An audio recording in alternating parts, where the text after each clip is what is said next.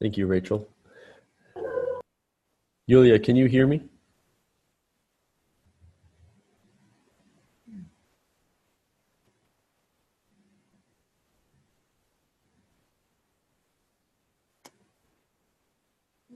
Andy, I can hear you. This is Steve. Okay, we're gonna begin? I think we should begin. Cool. Who's controlling the slides?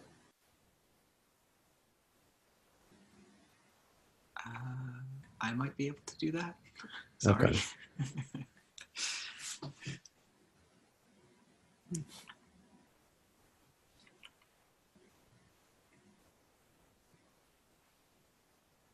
Actually, I think Yulia should control the slides. Okay. Is she here? She's moving.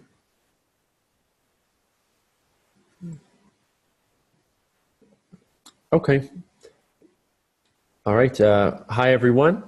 Thanks for joining us today for the webinar on greenhouse gas reporting protocols, methodology, and best practices, presented by the Second Nature and SIMAP teams. Today on the call, we have Jennifer Andrews, the program director for SIMAP at UNH, Ali Leach, a postdoc researcher for the SIMAP team, Yulia Rothenberg, who I can't wait to hear from, who's a program assistant at SIMAP at UNH, as well as Benjamin Robinson and Philip Trajkowski, who both support the SIMAP team. Along with, on the Second Nature side, we are joined by Steve Muzzy, who's the senior manager for climate programs, and me, Andy DeMeo, and I'm the data manager for climate programs. Can we move on to the agenda?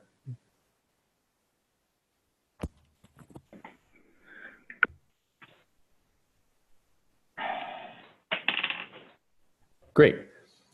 So this is pretty self-explanatory. Just an FYI, we'll be going through the first two sections rather quickly so that we can have more times for methods later, and then we'll wrap up with a brief review of looking ahead together as well as questions. So Jen or Yulia, do you want to go ahead? Hi, can you all hear me? Can you all hear me today? I can hear you, Jen. Hello? Yep. Yes. Hello?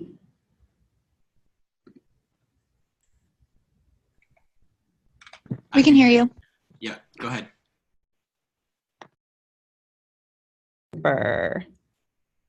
Oh, okay, you can hear us. Great. Thank you, Ali. Sorry about that. Okay, so as we said, we're going to roll through, we're going to start with using SIMAP to do your calculations. And then I'm going to hand it over to Steve and Andy, talk about the Second Nature reporting system, and then we're going to hopefully spend a bunch of time on kind of thorny methodological questions before we look at it. So I just want to add my thanks to everyone for being here today. If and as you have questions, please feel free to submit them as we go. Don't feel like you need to wait on them. Okay, and it looks like we're having a little bit of technical difficulty in advancing the slides. Sorry about this. Please stand by. Give us one moment here.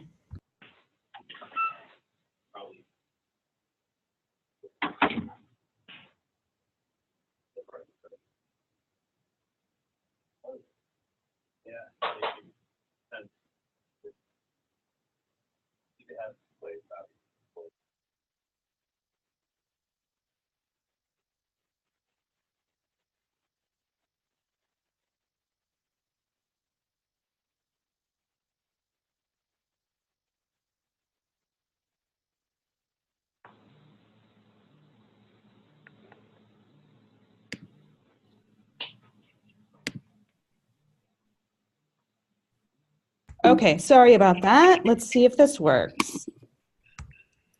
All right, you all see the slides advancing, and can you hear me? Yeah. Yes.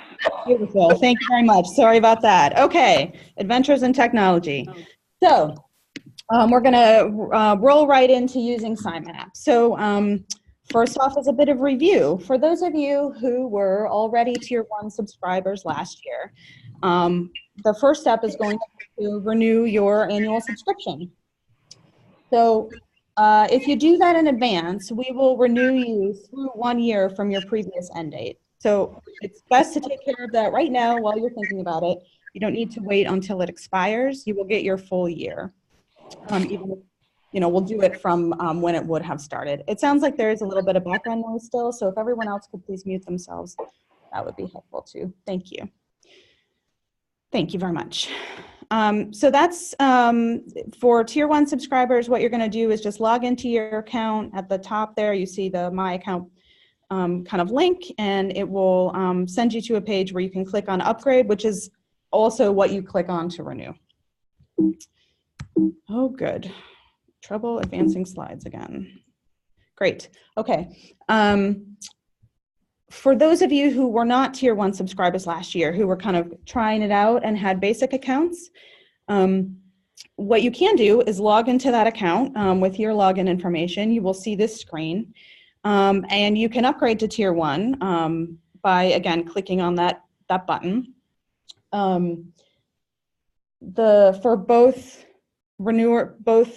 For anyone who upgrades to Tier 1, thanks to our partnership with Second Nature and their continued generous support for SIMAP, you will get a 40% discount on the Tier 1 subscription. So that's $210 rather than $350 for the annual subscription. For those of you who had basic accounts last year and think you want to continue to opt for the basic account, what you'll need to do is to email us so that we can delete your previous account information, and you'll need to essentially start over and enter your data again. For those of you that either are totally new to SIMAP or had a basic account last year and are kind of on the fence, just a reminder about all the kind of account features for the two different types of accounts. So with Tier 1, you get all of these benefits in terms of a full year access to data rather than 2 months with the free subscription. You can do bulk imports or exports of your input data, your results, and the emissions factors. You can take advantage of the API we have with the Second Nature reporting system to automatically feed your data. You can customize emissions factors and see specialized report views.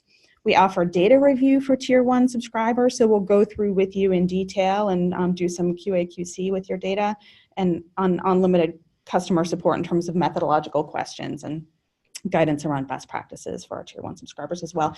And for those that are Tier 1 subscribers, you're also helping to support the continued existence of the standardized tool for higher ed, which is the only thing that's sort of customized for it. The subscription fees are what allow us to continue to offer it. So there's a training video and slides about how to upgrade, set up your account, and all of that. It's on the SIMAP system on the resources page if you need more information on that. So once you've renewed or signed up for the first time, once you've logged in, the first thing that's going to happen is you're going to see this navigation across the top, and the kind of first step other than the home page is an account tab. There's going to be a left-hand navigation, which you don't see in this screenshot, which is going to take you to a couple different options for entering data about your institution, including demographic data and also just kind of programmatic data. So the screenshot that you're seeing here is the bottom of the first page on the account tab. It's the institution tab. And we're showing it to you because this is where, if you're a Tier 1 subscriber, you put in your API key from Second Nature. Steve and Andy are going to tell you a little bit more where to get that later, but that is the first step in being able to take advantage of that feature, is to sort of enter it at the bottom of the page. The other thing to note, next to, or right below that, before the Save button, you see something that says Official Account, yes or no. So if you're reporting to Second Nature and using SIMAP to do that, this is your official account, so you're going to want to make sure that that box is checked. So you've set up your account, you've entered your kind of basic account data, you've gotten the API code. The first thing you're going to do is a round of data entry, right? So this is all of your activity data. We do have a new landing page on the data entry tab, so this kind of walks you through and reminds you what's where. That's a new feature, and we also have some training about how to enter data on SIMAP. So it's also important to note that the data can be imported in bulk from other tools or from our Excel data input template if you prefer to collect the data in Excel and then just upload it all at once, or you can enter it manually in these different pages and tabs under data entry. In terms of the data that's required to do your annual progress evaluation as a signatory of Second Nature, just a reminder, I know you all know this, the kind of primary ones are, your relevant scope 1 emissions. By and large, those are mostly going to be your stationary fuels and your transport fuels. Your scope 2 utility data, and then under scope 3, commuting and business travel and study abroad. You're going to want to enter compost if you have it, offsets if you have it, and you're going to want to enter some emissions factors if you have them as well. Just want to note that you can enter other items in SIMAP, some of these other categories like food and paper and wastewater, or student travel to and from home. None of these is mandatory, of course, but they're tools for you to better understand the impact of those activities. Just because you have data in SIMAP, you're not mandated to report it, you're not mandated to include it in your carbon reduction goals.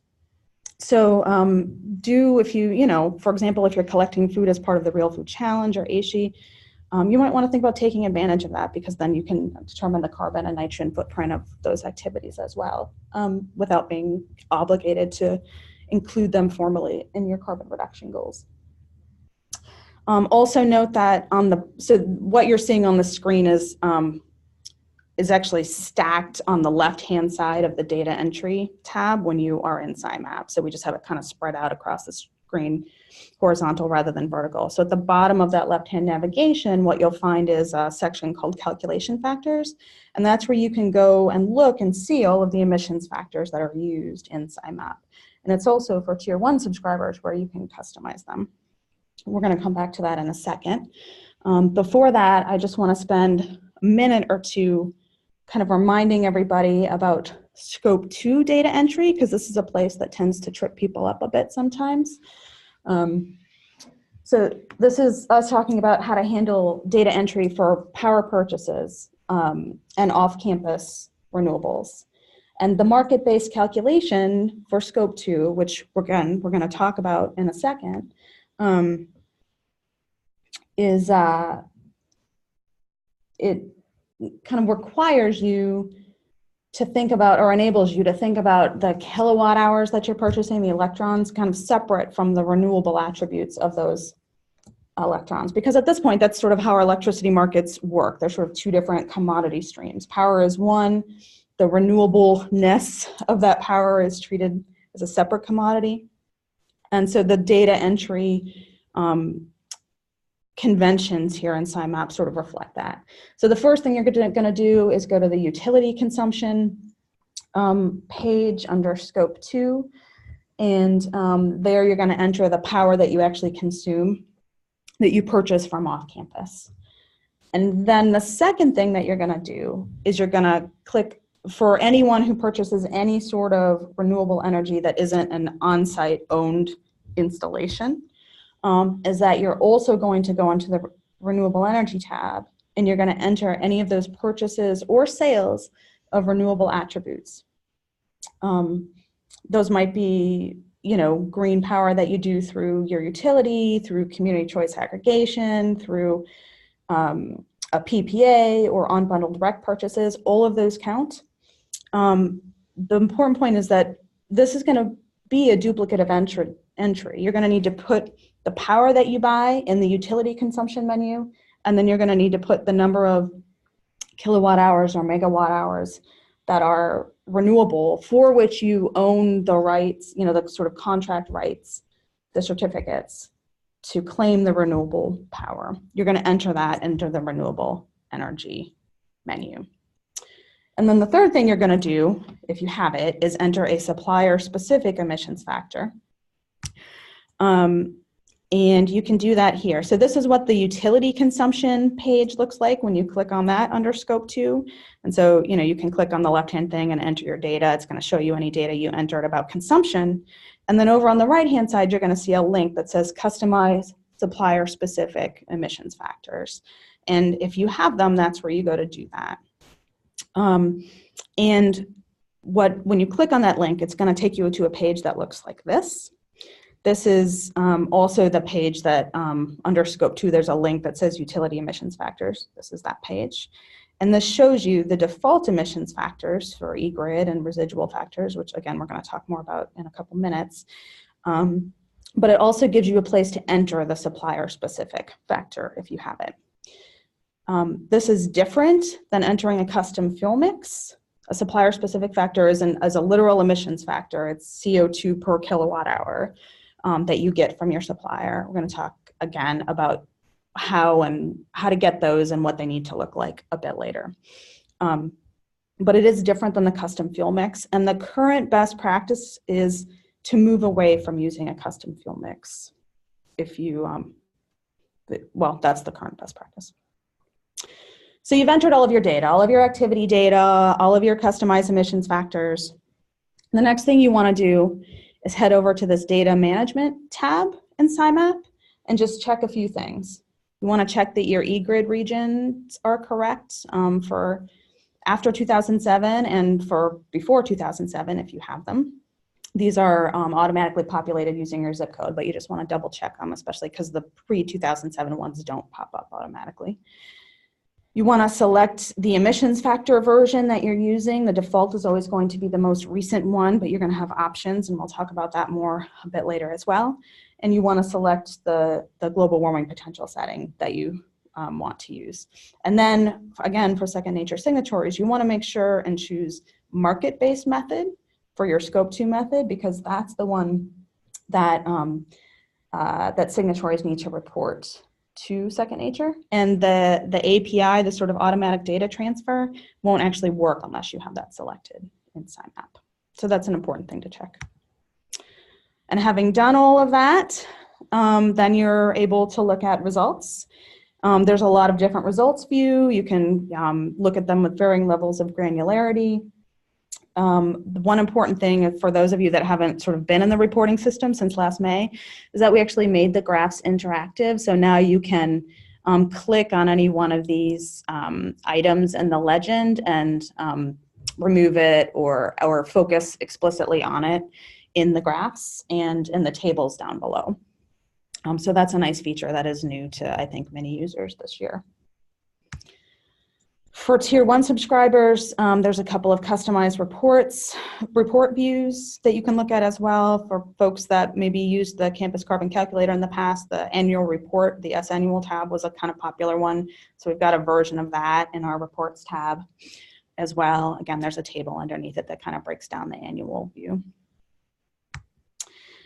And as noted previously, one feature that we offer our Tier 1 subscribers is a data review.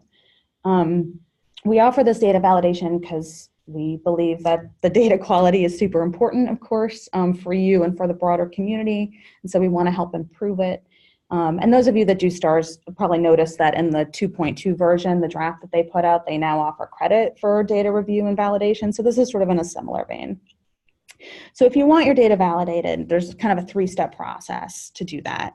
The first is on the Resources tab, you can go to the data review page. You can go to the support page, and you'll see a link for the data review.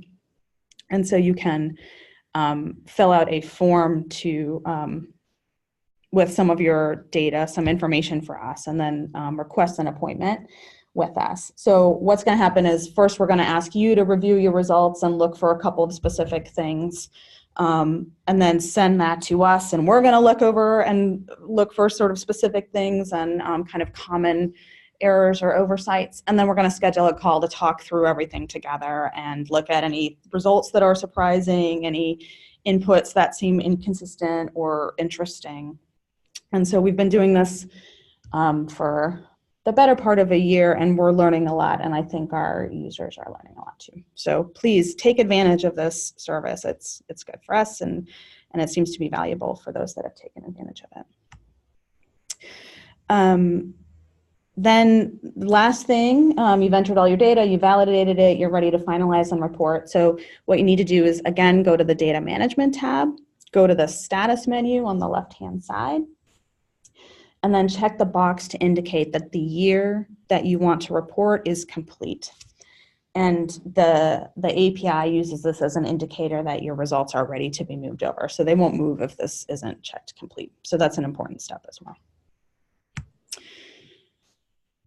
And one last thing to note is that in that reports view, we also have a sort of specialized data view that shows the outputs kind of formatted in the reporting system format. So you can look at this and sort of see what your results are going to be. You could export that into an Excel spreadsheet for you to use for your own purposes. This is not the same as the API that's going to move your data over to the reporting platform. This export is exporting it for your purposes and use. We're going to talk more about how to do the API transfer momentarily in the second nature section. If at any point you're wondering how something works, why something is a certain way, where to find something, how to kind of navigate all this, we have a lot of resources on our website for you on the resources tab.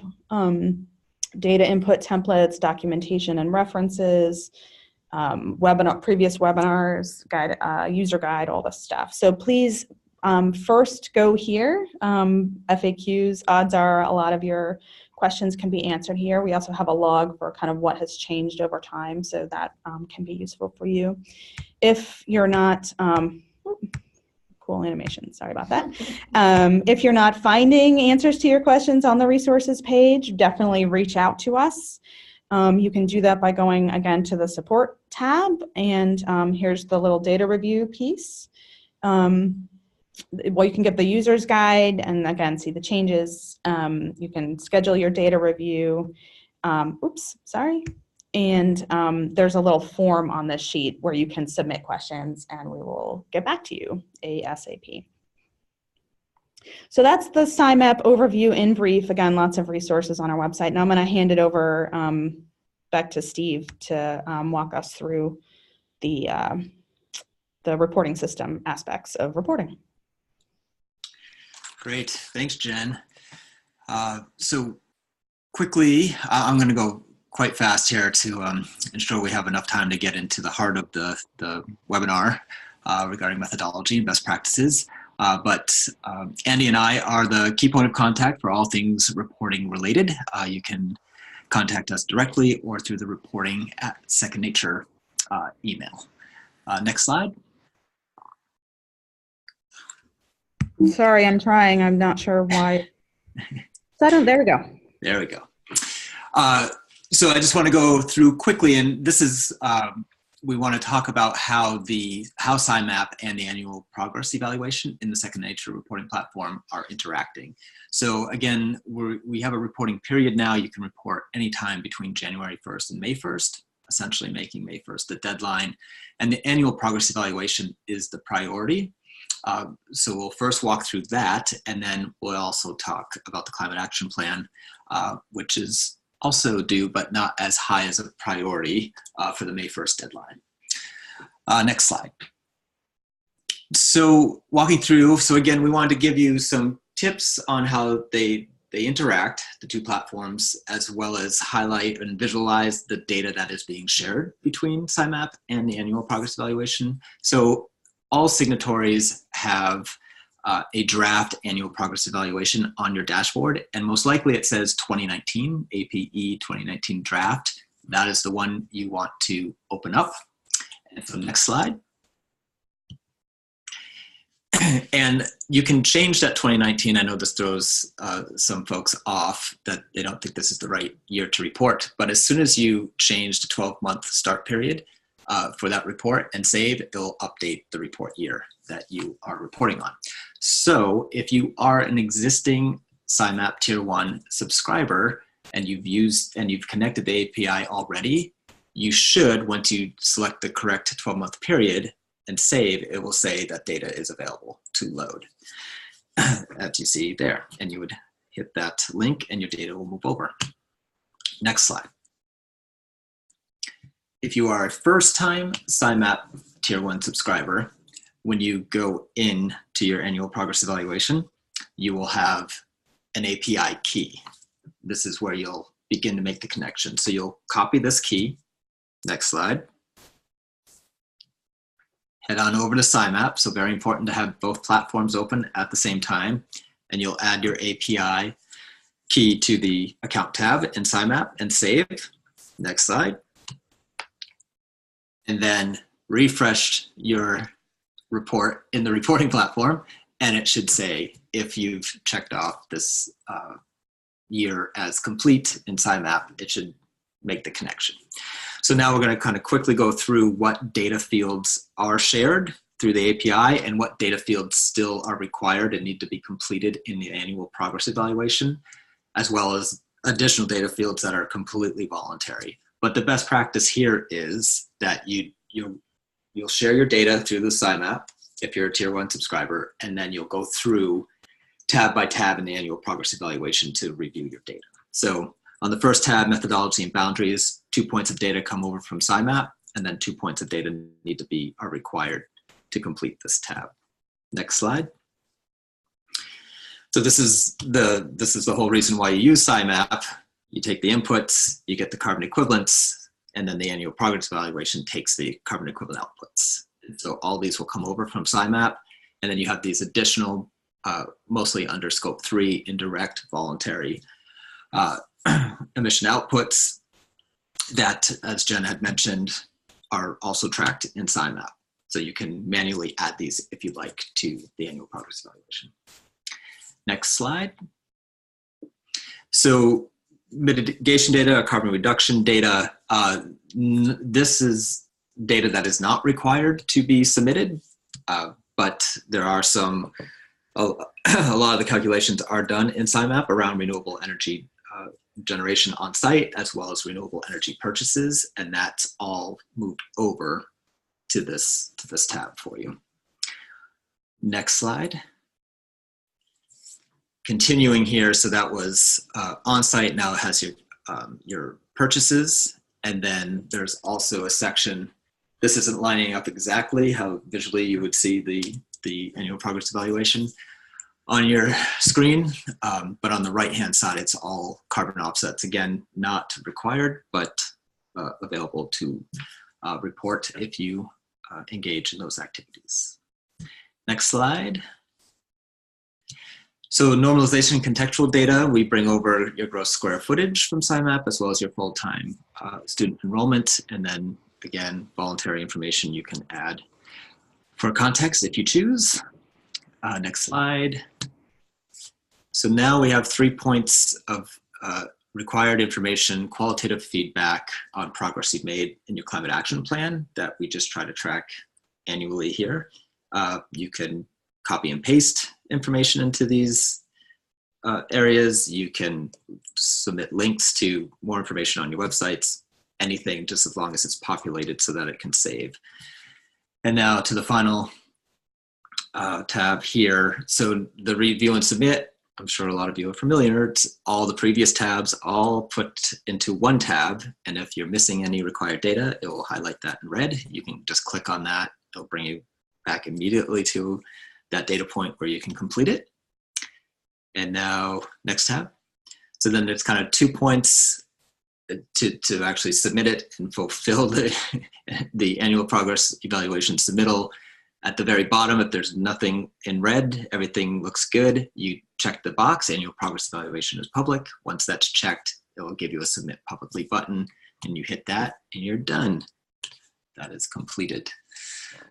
Okay, next tab. And so all this information is available here in this guidance document that's pretty good. I mean, it gives you everything you need to know. And so this directly links to it. And of course, if you contact us directly, we can share that. Next tab. So I also wanted to quickly kind of cover the climate action plan. So no data sharing through SIMAP, but just some updates to the changes that have been made to the climate action plan. So again, with the expansion of the commitments, we're asking everyone to review and revise if necessary the climate action plan every 5 years. And resilience commitment or climate commitment signatories, those that have added resilience to their carbon commitment, are also required. This is 3 years in to submit their strategies and goals, their resilient strategies and goals into their climate action plan. So we are adding draft caps to your dashboard. And so here are some of the updates to the cap form. So carbon reduction goals, we are now requiring everyone to submit at least one stationary combustion goal and one purchased electricity reduction goal. You can add more goals under these outputs or sources. And there's still options to add goals for any of your carbon outputs or reduction goals that you report in your greenhouse gas inventory. Next slide. So here's the big change is this added tab for resilience goals and strategies. So everyone will be able to view this, not just climate and resilience commitment signatories, and carbon commitment signatories can actually opt in if you would like to report resilience goals. So here's the kind of the first set, resilience strategies, and then there's this drop down under the areas of resilience to increase capacity. So there's already kind of preset, but you can also customize any areas that you are working on. And you have a short, midterm, and long-term goal. And then at the very bottom, just some more contextual qualitative data that we're seeking in the climate action plan. Next. So there's also this guidance document that Ruby Woodside, our colleague, has put together that's very helpful for kind of organizing and preparing you for submitting this information to the climate action plan. But again, the process is more important here, organizing your campus and your community stakeholders that you've partnered with on resilience to make sure you feel confident about your goals and strategies and the update to the climate action plan. So don't feel so it's not as urgent to get this in by May 1st. And just let us know how we can support you and that you're thinking about it. Next. As Jen had mentioned, just as kind of a breakdown, we definitely work closely with UNH and SIMAP. So any questions, come to us. This is how we break it down, but we'll help you either way. If we can't answer you, we'll direct you to SIMAP. And is that it? Is there another? I think that's it. All right. That was pretty quick. Thank you, Steve. So we were trying to go quickly because we wanted a chunk of time to talk about some meaty and kind of challenging aspects of the work. And they kind of break down to this, that we are all working to navigate standards that are evolving. And that as a result, our footprints they're not exact measurements. They are fluid estimates, and baselines and annual totals will change, often retroactively. And that's partly because there's always like new analytical capabilities coming along. For example, there's all this life cycle analysis data that didn't used to be available that allows us to do more scope 3 categories. There's an inherent time lag in some of the data we need to do the emissions factors. And perhaps most importantly, all of us in higher ed and outside higher ed, we're innovating and experimenting, trying to solve this problem, and that leads to improved data and methods. So that's a good problem to have, but it does, as we all know, create challenges. So we want to take a couple minutes to walk through some of the things represented in these bullets in a little bit more detail, and then talk about how do we deal with that.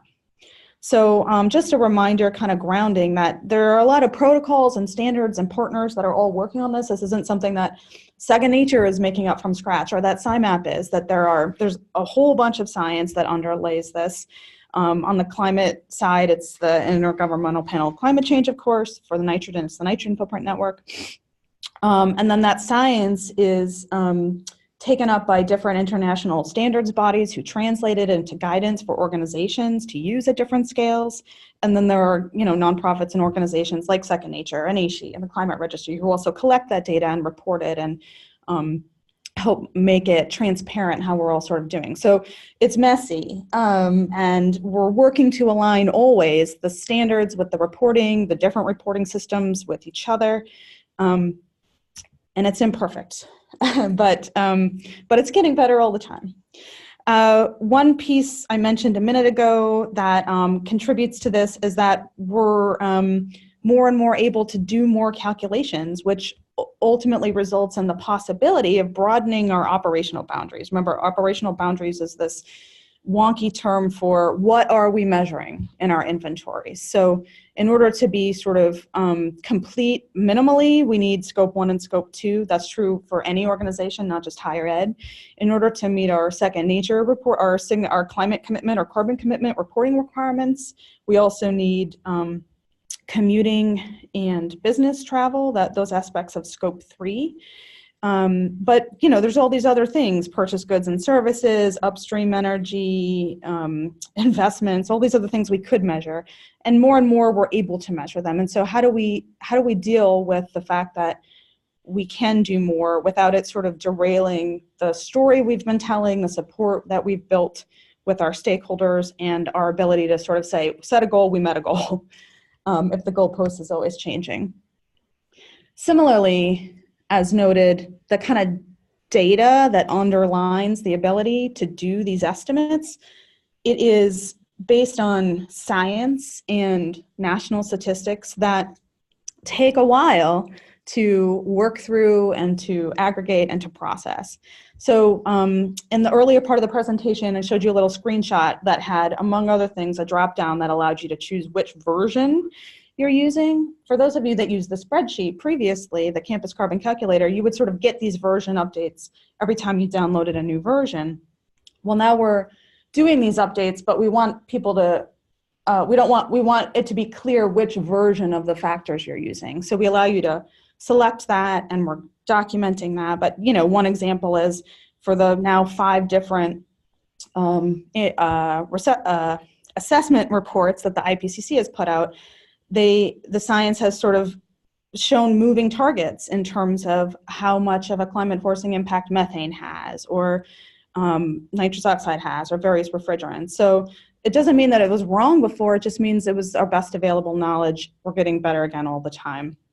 And it also means that for a lot of things, we are relying on actual measured data, but it's placeholder data because we're not going to have the data for this year until it's had a chance to be processed, and that might be 2 years from now. So the best practice has always been, if and as you get better data, you should incorporate it. You need to incorporate it. So then the question becomes, how do we do that in a coherent fashion?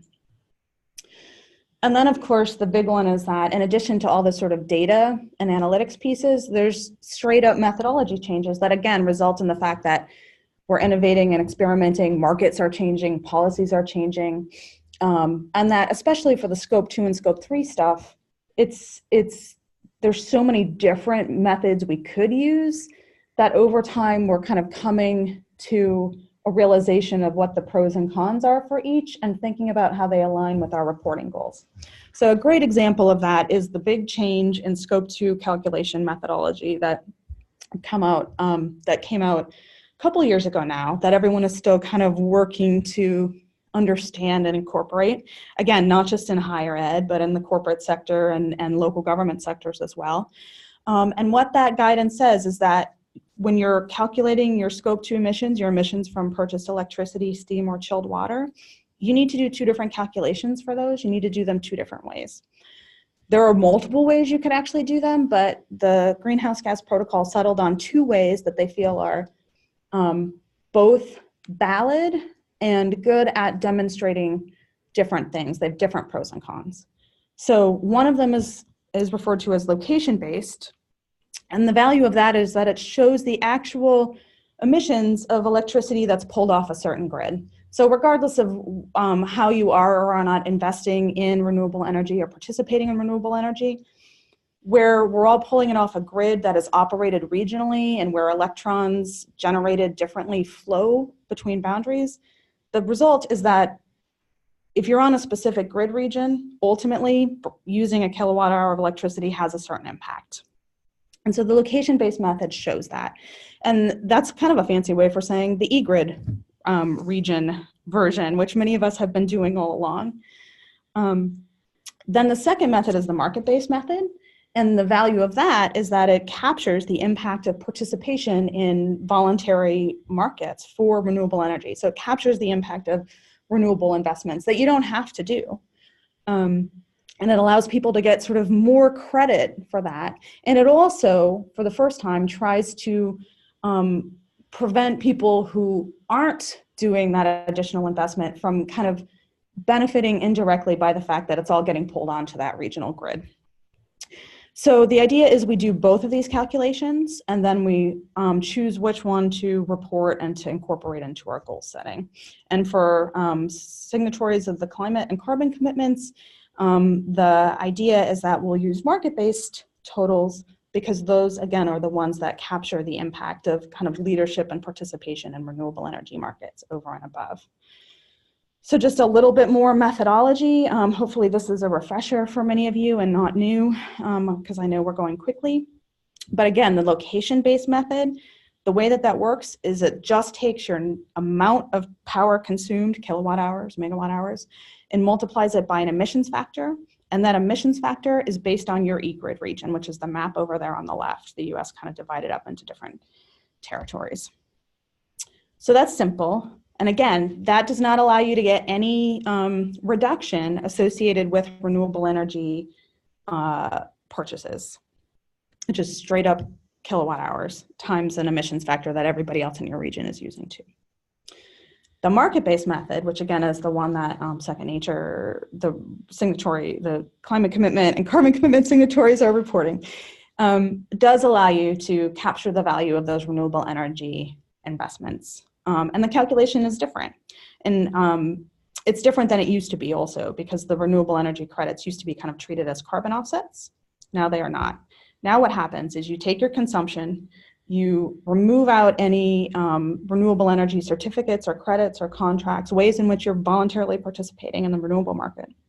And then you have a number left over perhaps, or if you're buying 100% renewable power, you have zero, you have nothing left over. You take that number and you multiply it by an emissions factor. Now that emissions factor varies.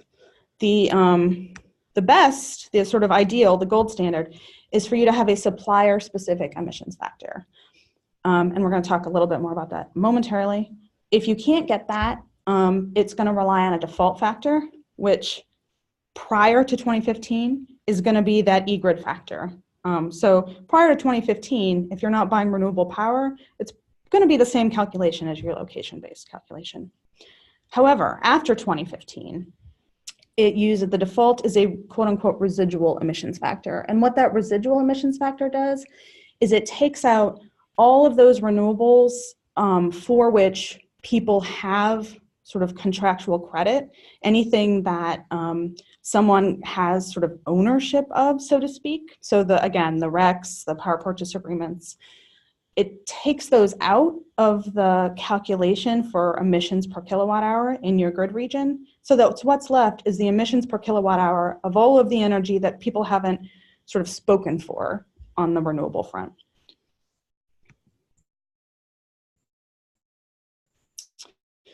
A word supplier-specific emissions factors. There's criteria for them, 3 primary criteria. One is that these are emissions factors that your utility should be disclosing, preferably publicly. Like ideally, you won't have to write them and ask for them. You can find them in their annual reports, so that's not always true. And they are factors that should follow, there's a protocol that the Climate Registry puts out, and the factors should follow that. The supplier-specific emissions factor should have information that goes with it to tell you whether or how they treat renewable certificates in calculating that emissions factor. And that emissions factor should include all of the energy that your utility delivers to its customers, not just the energy that are in its own generation portfolio. And that last bullet especially is why the new guidance, the new Scope 2 guidance says consumers should not attempt to calculate a supplier-specific emissions rate themselves based on a fuel mix disclosure. So that's saying don't do that custom fuel mix thing anymore, because many, not all, many of those disclosure labels only include the generation that your utility owns, and it doesn't include all the power that your utility might actually buy from someone else and sell you. So it's incomplete. So that's the first thing. Ideally, you get one of these emissions factors from your utility that meet these criteria. If you can't, and you are relying on the residual factor after 2015, which is the default, you're going to see a change, a sort of bifurcation between 2014 and 2015 in your emissions rates. Because, for two reasons, because as noted, the residual factors are going to have all the renewables removed. That's one reason. And the other reason, actually, I'm going to back up for a second, is because the boundaries that they use to calculate those emissions factors are different. So the map on the right-hand side is the one they use to do the residual factors. So the E-grid regions are kind of rolled up into bigger regions called NERC regions. So for both of those reasons, there can be pretty big differences between the old E-grid factors and the new residual factors. And this graph represents, for each of the E-grid regions, the degree of difference between 2014 and 2015. So you can see, depending on your E-grid region, you might see a pretty drastic change. We're going to come back to what you do with that. Not that we have any wonderful magic bullet answers, but it bears further discussion for sure. One other quick methodology shift I wanted to call out. This isn't so recent, but it's still something that it seems like the community as a whole is kind of catching up on a little bit, is the distinction between biogenic emissions, which is to say emissions that would occur as part of the natural carbon cycle, and anthropogenic emissions, which is to say the carbon footprint we've all been kind of measuring and that we've committed to neutralizing, and kind of the reason behind doing the reporting. So your scope 1, your scope 2, and your scope 3 emissions, in none of those categories should there be, or is there, if you're using SIMAP, carbon dioxide associated with burning biomass or biofuels. The emissions from those things are considered biogenic emissions. They're considered carbon neutral. The change in methodology is that you are now still supposed to report them. They're not like zero, they're not invisible. They are emissions, they do occur.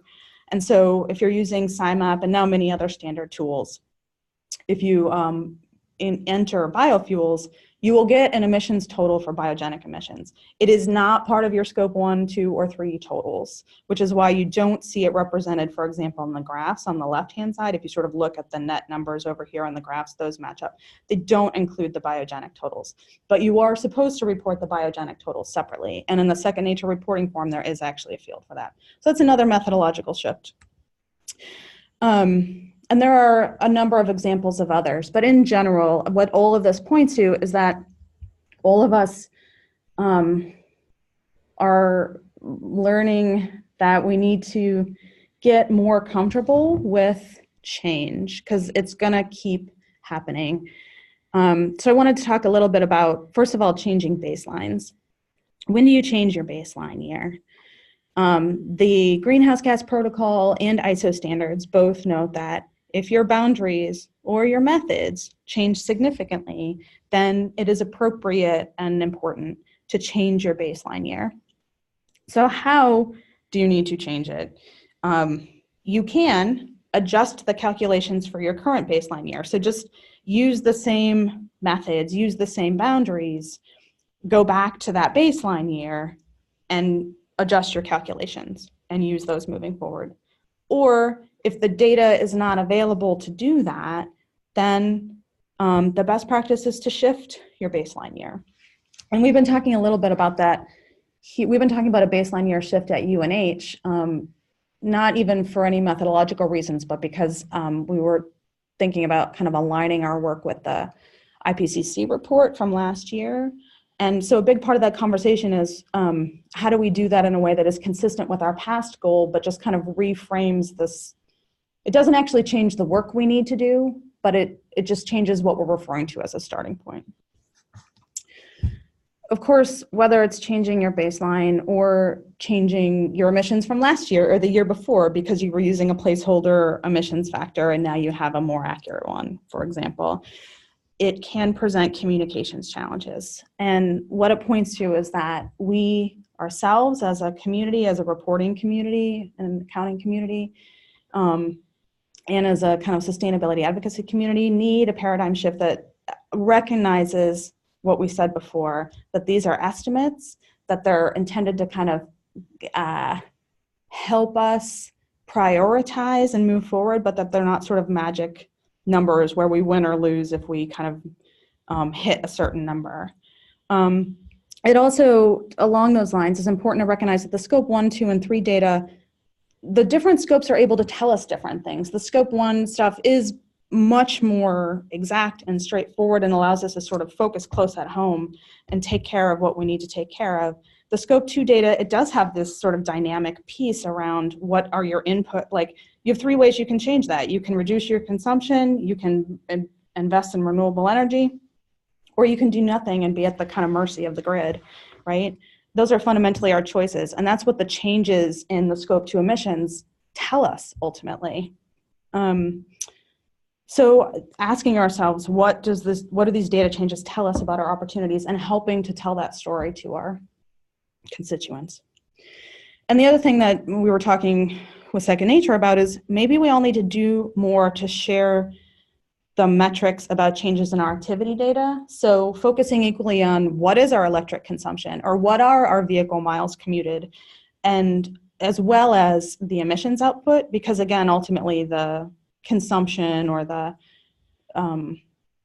consumption is what we can have more control over. So maybe we need to shift to more and better utilization of that activity data as well. So that's what we had to say about methods. Steve, Andy, Allie, Yulia, did you want to add anything else before we roll into the last section, which is just a few kind of notes looking ahead, things to look forward to? No. Go back. No, that sounds great. I think we should save a little time for some questions if possible. Okay, so just 5 minutes or less on some things that are coming up. One is, many of you have asked, and we are working on a more complete and transparent and easy to navigate system for providing not only the emissions factors, but the calculations that use those emissions factors and the sources for those emissions factors. So we're working on a new section of SIMAP that will allow you to sort of see each step of the calculation, where the emissions factors came from and how they're used.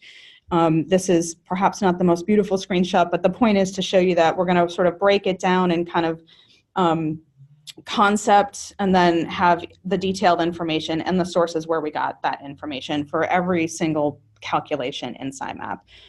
So we expect that that will be online before the reporting deadline. Well, we'll be rolling it out as we have it, so for each activity source. So you will start seeing those come online very soon. Another thing is that we're working on working groups to help us, again, navigate some of these standards and changes. And so the first one is going to be around commuting and commuting data, because we know this is one that is a tough nut to crack. And so Second Nature and the SIMAP team are going to convene a working group that will meet monthly, probably do some work in between. The first call starts next Tuesday, and our goal is to think about how we can better align what we're reporting and collecting, how we can come up with more standardized ways to collect that data, and make more sense of our results. And then we've identified 3 other areas where we know we need working groups, and we're going to be rolling those out over the next couple months as well. So more on biogenic emissions and land use, more on food emissions, and more broadly, all purchased goods and services, ways to do those calculations and figure out what to do with those results. Also, Second Nature and SIMAP team are going to be working on a report, a trend report, an analysis of our collective data, our aggregated data. So this is a screenshot of the reporting system. What we're actually going to use is the SIMAP data, which is another reason why it's important that the data is high quality and that we know which years are correct, complete or not. So we're going to mine that database and share with you all what we're seeing about where people are having successes, where they're having challenges, what we might all kind of collectively do better.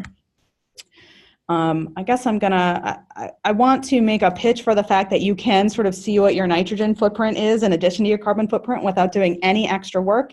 And that, for example, if you're doing food work on campus, The nitrogen footprint is very heavily influenced by your food purchases, and anything you do to make your food work more sustainable on campus is going to positively impact your nitrogen footprint. So it can be a tool for getting more buy-in and communicating yet another benefit of doing that sort of work. And we're going to be adding other indicators to the tool over time with that same idea in mind. And last but not least, Steve, did you want to say anything about the policy work that Second Nature is doing? Just quickly, partnering with Ceres and their business network, where Second Nature is bringing the higher ed sector voice to that help. And I think a really good illustration is the change in the emission factors in the regional grid. And certainly there are regions of the states where campuses are located that are at a disadvantage because of the heavily carbon-based fuel power generation. So this may be a way where we can, another lever we could engage with to support climate action. Great, thank you. So that is all the material we had for you. I know that there are a lot of questions that people submitted even beforehand that we were not able to answer. And some of those we hope to do with the working groups and with the resources that are on our website already. And in the future, one-on-one with you all. But in the meantime, we have a few minutes for questions. So let's move through here. Let's see, so we've got one about biogenic emissions. Yes, to confirm, the biogenic emissions are not included in the total MTCDE. They are not. They're separate. They're not included in that. Another question we have here is, how does the use of a utility-specific emissions factor impact the location-based or market-based method? So the utility-specific emissions factor is only used in the market-based method. And if you use that, then you're not relying on those default eGrid or residual factors. So that is the gold standard for the market-based calculation because it's more accurate, can be more consistent over time. But if people can't get them because it is not yet mandatory that all utilities provide that information in every state, it's state by state, then we have these residual factors that the market-based calculation uses instead. So let's see, so it looks like that's all we have on chat. Anybody have anything else they want to throw out to the group while we have you? And what happens if you sell your RECs for on-site electricity renewable projects? How do you calculate the emissions of that? Thank you. So any purchase or sale of RECs, you go to that the Scope 2 menu and you click on renewable energy, and that renewable energy data entry page gives you the option for renewable energy purchases, but also renewable energy sales. So you would enter them there. And what would the factor be? What would the emission factor be? Would it be a market-based read or? Yeah, basically what that would end up doing is it wouldn't impact your location-based emissions at all, but it would add on to your, it would be as though it was adding kilowatt hours to your utility purchases, and then that would be multiplied by the market-based emissions factor. So again, that's the supplier-specific factor if you have one, or it's the residual factor between now and 2015, or prior to 2015, it's the eGrid factor. So it's basically like, it will add emissions. It will be like you added to your utility consumption, and it will use the emissions factor that is being used for the market-based calculation. Let's see. What is the best place to find information on the differences of the global warming potential version option? So we have that information on the SIMAP website. It's also that information, you can get it in a lot of places. I'm gonna just go back to this. But if you go to the IPCC website, or even if you actually, the wiki page for global warming potentials does a pretty good job. But again, these are numbers that the IPCC puts out, and they change every time they put out a new assessment report. So, but you can get them all aggregated in a lot of places, including on the SIMAP website.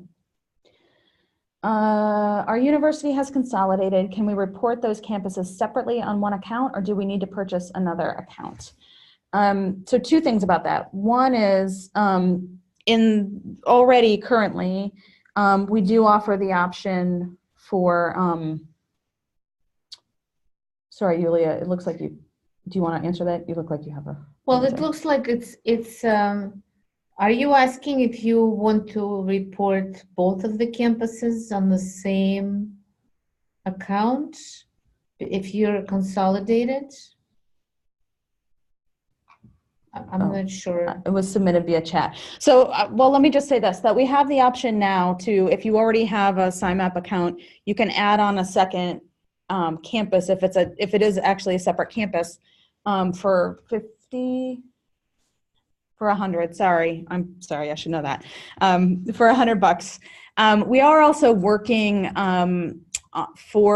we are working on what will essentially be a tier 2 level subscription, which will have a bunch of additional functionality. And one aspect of that will be functionality that allows you to have like multiple campuses under one account and to tag data entries with different sort of tags, indicators, so that you can parse it in different ways. So there will be more robust multi-campus functionality coming out when we do the tier 2 release. But currently, as I say, if you're already a subscriber, you can add on another access to like another account for $100. So a significant discount. And you would want to do that if you're trying to keep the data separate. There's not another way to do that right now. Yeah. That's it. Okay, sounds good. Oh, sorry, what was that one? Sorry, we're just scanning to make sure we're not missing anything. But it is 2 o'clock. So I think we should let you all go. Thank you for being with us. If you think of other questions, please don't hesitate to reach out to the SIMAP team and to Second Nature. We appreciate all the great work that you're doing and appreciate having you as colleagues and look forward to talking with you all again soon. Be well.